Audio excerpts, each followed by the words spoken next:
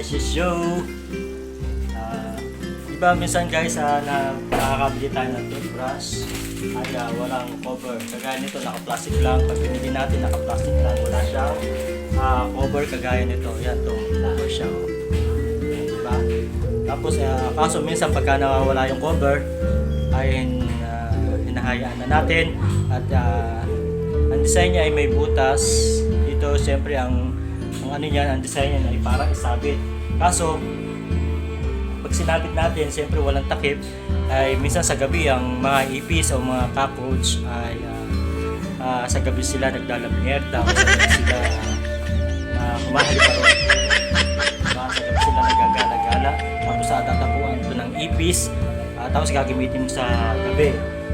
Lalo na pagka walang takip, so meron kakaroon siya ng minsan bacteria.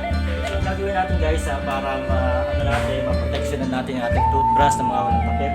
Meron tayong plastic bottle, diba? Meron tayong plastic bottle. Yeah. So ayan guys, pwede natin siyang gamitin para protection sa ating toothbrush. Ayan. Malinis na bottle, siyempre lalagyan natin yung ating toothbrush. So ayan, tapos lalagyan natin ng takip. Kasi yan, lagyan natin yun.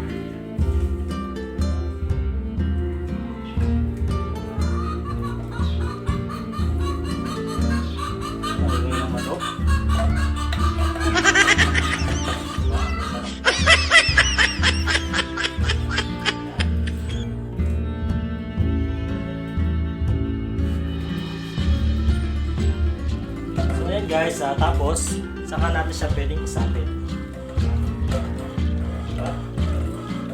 So may protection na yung ating toothbrush. So hindi na siya magagapangan ng may protection na yung ating toothbrush. Hindi na siya magagapangan ng ipis dahil nakapaloob siya sa plastic bottle. Ganyan lang.